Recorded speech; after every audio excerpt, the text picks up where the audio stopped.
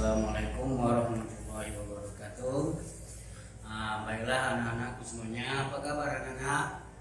Mudah-mudahan sehat selalu dan mudah-mudahan yang namanya yang kurang sehat mari kita doakan supaya cepat sehat.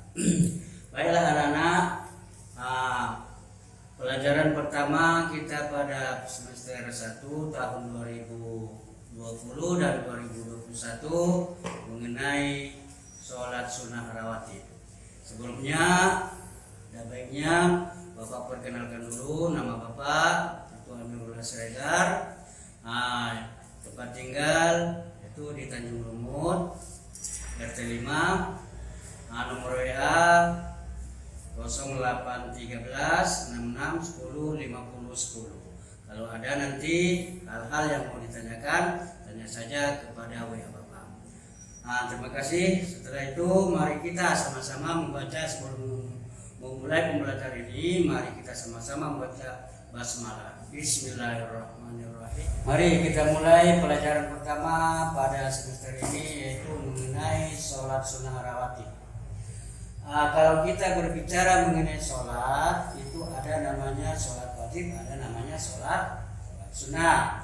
Kalau sholat wajib itu sudah tentu kita ketahui ataupun sudah sering kita laksanakan, kita kerjakan, yaitu kalau sholat wajib itu ada dinamakan 5 kali 1 hari 1 malam yang kita kerjakan, namanya wajib.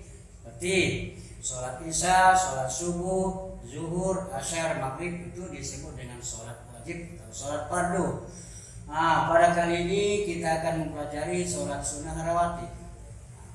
Sebelumnya Bapak kasih tahu apa namanya ataupun sholat sunnah rawatib itu adalah sholat sunnah yang dikerjakan beriringan dengan sholat fardu, yaitu sesudah dan sebelum dan sesudah sholat fardu.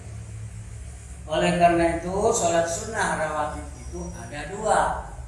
Pertama, sholat sunnah rawatib qobliyah, yang kedua sholat sunnah rawatib ba'diyah. Apa arti sholat sunnah rawatib qobliyah?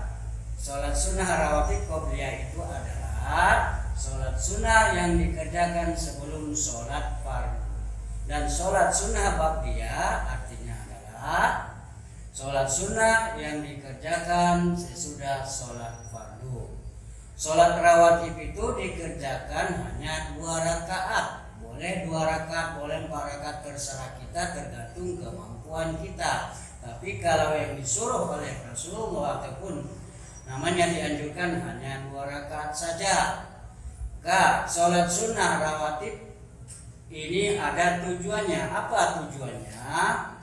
Maksudnya ataupun tujuan sholat sunnah rawatib dikerjakan adalah menyempurnakan kekurangan sholat yang kita kerjakan atau sholat fardu yang kita kerjakan setiap hari, hanya menyempurnakan kekurangannya saja. Oleh sebab itu, anak-anak semuanya, mari kita mengerjakan sholat sunnah rawatib ataupun kita biasakan supaya nanti sudah dewasa terbiasa melaksanakan sholat sunnah rawatib. Selanjutnya, sholat sunnah rawatib itu ada dibagi 2 juga pelaksanaannya ataupun waktunya. Pelaksanaannya adalah dinamakan sholat sunnah rawatib muakkad, ada dinamakan sholat sunnah rawatib ghairu muakkad. Apa arti sholat sunnah rawatib muakkad? Sholat sunnah rawatib muakkad adalah sangat dianjurkan pelaksanaannya, dan sholat sunnah ghairu muakkad itu tidak ditekankan pelaksanaannya. Contohnya, sholat sunnah rawatib muakkad itu 2 rakaat sebelum sholat subuh itu dinamakan sholat sunnah muakkad. Kalau sholat sunnah rawatib ghairu muakkad, contohnya 2 rakaat sebelum sholat maghrib. Biasanya sholat sunnah maghrib itu dikerjakan orang sesudah sholat maghrib.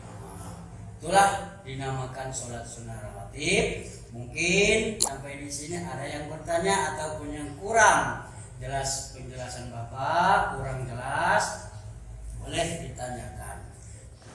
Nah, sebelum Bapak buat kesimpulan, ada baiknya Bapak bertanya dulu kepada anak-anak. Siapa yang sudah sering melaksanakan sholat sunnah rawatib ini? Ada?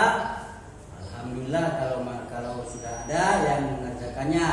Mudah-mudahan kedepannya anak-anak yang belum pernah mengerjakan sholat sunnah rawatib ini, maka dibiasakanlah mulai dari sekarang sudah kita pelajari. Kalau masalahnya itu nanti pada pertemuan kedua kita hafalkan ataupun kita pelajari. Maka kesimpulan pelajaran kita pada hari ini, pertama adalah sholat sunnah rawatib itu ada dua macam, yaitu sholat sunnah qobliyah dan ba'diyah. Yang pertama kesimpulan. Yang kedua, hukumnya itu ada yang muakkad, ada yang ghairu muakkad. Yang ketiga kesimpulannya adalah bahwa tujuannya kita kerjakan sholat sunnah rawatib ini untuk menyempurnakan kekurangan yang mungkin terdapat pada sholat fardu. Demikianlah pelajaran kita pada hari ini. Mari kita tutup. Sebelum kita tutup, ada yang bertanya? Kalau nggak ada, kita tutup dengan membaca hamdalah alhamdulillah